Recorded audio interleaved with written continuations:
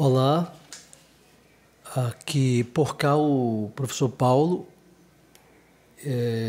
Vamos hoje resolver um problema de Cauchy, problema de ADP de primeira ordem, e a gente vai buscar uma solução para essa EDP, que na verdade é o problema de Cauchy. Nós queremos aqui, o que a gente quer? A gente quer encontrar a solução U de xy. Então a gente vai utilizar essa parte aqui, esse termo, nós vamos fazer uma derivada total desse termo aqui para que a gente consiga fazer um EDO, transformar isso aqui no EDO, que é um passo muito simples, né? Que a gente, depois da EDO, a gente resolve a EDO. Então, como é que a gente vai fazer? A gente vai utilizar o dy ds aqui e o dx ds aqui do lado, né? Inicialmente, ou seja, o dy ds aqui sobre o dx ds. Aqui é 1 e aqui é 1. Isso é 1 sobre 1. Mais 1 sobre 1 é 1. Isso implica que o dy dx vai ser 1. Então, o dy é igual a dx. Ok? Dessa forma, eu vou encontrar as curvas características. Eu utilizei isso para encontrar as curvas características, que é o primeiro passo, na verdade, né? Então, quando eu integrar aqui, eu vou obter que o y é igual a um x mais uma certa constante, ok? Então, aqui eu já consegui as curvas características. Vamos ver, vamos desenhar aqui. Aqui é o eixo x, aqui é o eixo y, e essas curvas são retas, ok? São retas, né, paralelas, ok? São retas paralelas. Pronto, encontrei as curvas características. Aqui é uma característica, curva característica, né? Aqui é uma curva característica. Bom, nesse caso aqui, eu vou precisar de uma curva auxiliar. Mas aqui eu já tenho uma curva auxiliar, nós chamamos de curva inicial. Então, esse é um valor inicial, porque é um problema de Cauchy, então eu tenho um valor inicial, então eu tenho uma curva inicial. A curva inicial aqui é o y igual a zero. Então, quem é essa curva inicial? Essa curva inicial, ó, é essa curva aqui, ó. Essa curva aqui. Essa curva é a curva y igual a zero. Ok? Então, aqui, nesse ponto aqui, ó, de interseção entre uma curva característica, né, e a curva inicial, é necessário que apenas ele toque em um único ponto das características. De cada característica, essa curva inicial tem que tocar em um único ponto. Então, essa curva inicial atende a isso. E é obrigatório ela atender. Então, esse é o ponto de interseção. Quem é esse ponto de interseção? Esse ponto de interseção para essa curva inicial é o t e 0, com t em R. Ok? T em R, existe um t que está aqui e o 0. Então, essa aqui é a minha curva inicial. Bom, e a curva característica? Então, eu vou precisar fazer essa curva característica da seguinte forma. Observe, dx ds é 1. Ok? Então, isso implica que o dx ele é 1 ds. Quando eu integro, eu vou obter o quê? Eu vou obter que x é um s mais uma constante, que eu vou chamar de c1. Na verdade, esse c1 aqui é um c de t. Okay? Ele é uma função de t, porque eu preciso de um x que é de st e um y que é de st também. Por quê? No instante a gente vai ver. Eu vou pegar o dy, ds agora, que também é 1, que é quem está aqui na frente. Aqui a gente tirou o dx ds, que é 1, e o dy ds, que é 1 também. Isso implica que o dy é ds. De igual forma, quando eu integro, eu vou obter o y sendo igual a s mais um c2, que também é um c2 de t. Bom, o que é que acontece? Quando eu quero, como eu quero que ele se encaixe aqui, porque aqui são as curvas características, tá vendo? Em S, elas são as curvas características, ok? Então, o t está fixo, aqui o t está fixo, e o S está variando. Então, o que é que acontece? Se aqui eu tenho esse S0 aqui, porque o x é S0 mais C1 e o S0 para algum S0 mais um C2. Certo? Como o S0 é qualquer e eu vou integrar agora, depois eu vou integrar aqui, daqui para aqui, né? Vou integrar aqui nessa curva, eu posso integrar ela aqui. Então, como o S0 ele vai sair do S0 aqui e vai chegar no SK. Okay?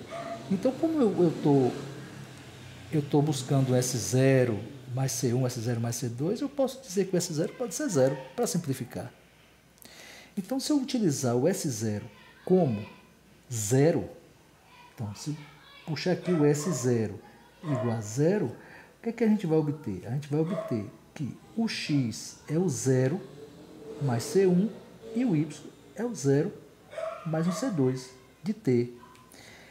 Utilizando ele aqui, olha o que é que vai acontecer.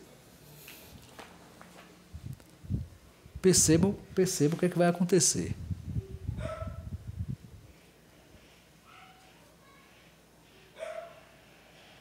T0 vai ser C1, C2. De modo que se ele está aqui, ele está na interseção. Logo, o C1 vai ser T e o C2 vai ser 0. Então, o que foi que aconteceu? Eu consegui criar aqui uma mudança de variável. Vou colocar aqui a gente vai conseguir fazer uma mudança de variável. Já sei, então, que o x aqui vai ser... Está vendo que é um x de ST? Então, ele vai ser S mais T, porque C1 é T. Então, é S mais T. E o Y vai ser apenas S, porque o C2 é 0. Ok? Então, isso a gente conseguiu. Daqui a gente vai fazer uma mudança de variável, porque a gente vai necessitar dela depois. Então, a gente vai dizer que o S vai ser Y e o T ele vai ser quem? Passando o S para cá, ele vai ser X menos S. Só que S é T, é Y, então vai ser X menos Y. Então, eu fiz uma mudança de variável. Por que a gente precisa disso? Por quê? Porque depois dessa mudança aqui, dessa coisa que a gente fez aqui, a gente vai dizer que essa parte aqui é uma derivada total, porque o de xy ele virou um v de st. Ok? E a derivada de u em relação a s, repare que o x é um x de s e t, e o y é um y de st. E aqui ele vai virar uma derivada também, né? Porque eu coloquei a derivada de um lado e do outro. Aqui vai ser também uma derivada de V com relação a quê? A S. Ou seja, então eu vou chamar apenas de V de S. Ok? Então, essa parte daqui, ela vira a derivada total. Ela é uma derivada total. Por isso que a gente utiliza as características e a curva inicial. Se não houvesse uma curva inicial, nós teríamos que encontrar essa curva inicial. Não é difícil, a gente ia conseguir encontrar. Ok? Vamos para a segunda parte. Voltando aqui, a gente vai utilizar que a derivada total, a gente havia dito lá atrás, que a derivada total de u de xy é chamada de v de s, que é a derivada de v em relação a s. Ou seja, a gente está transformando essa EDP em um EDO de primeira ordem. Então a gente vai utilizar essa parte aqui como sendo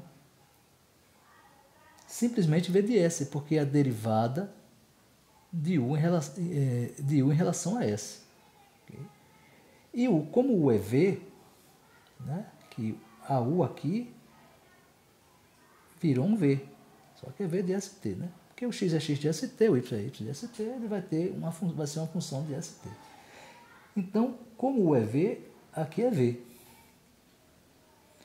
É igual a x menos y. Quem é x em termos de st é s mais t. Quem é y em relação a st é s. Então, isso é menos y. O y é s. Okay?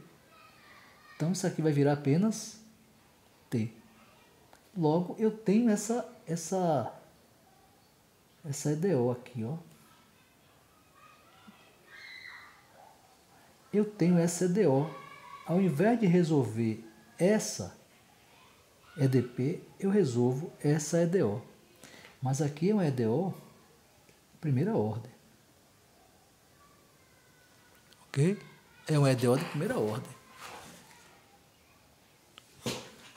Como resolve essa EDO de primeira ordem, pessoal? Essa EDO de primeira ordem a gente resolve encontrando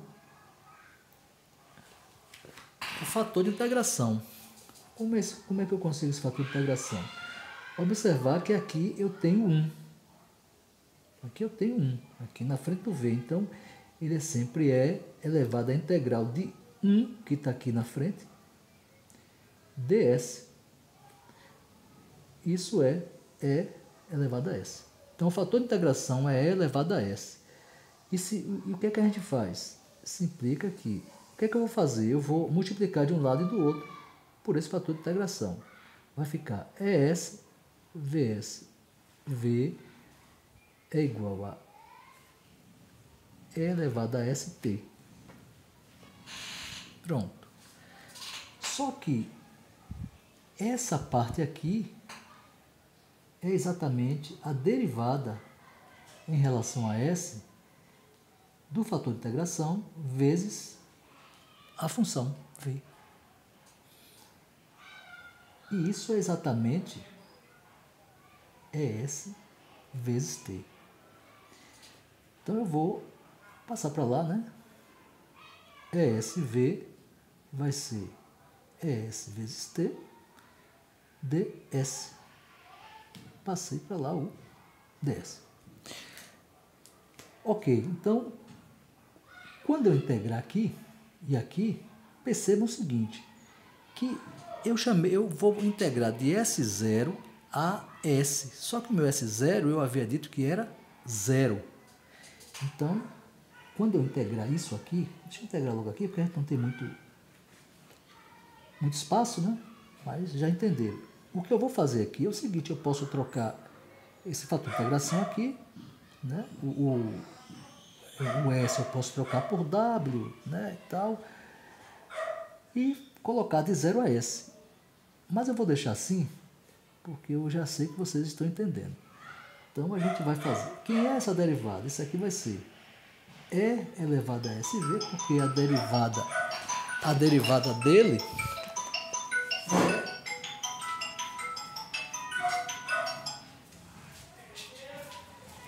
que a derivada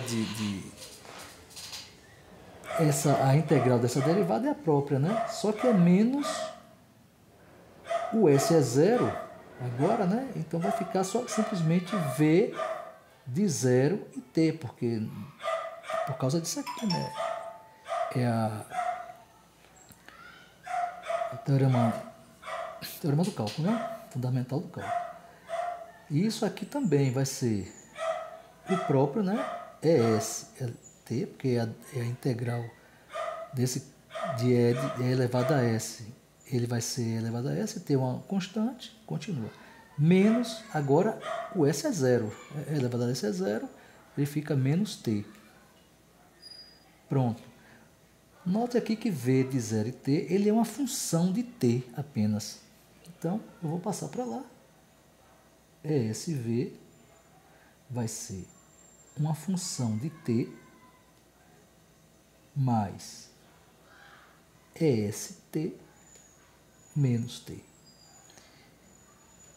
Então, prosseguindo, o V ele vai ser quem?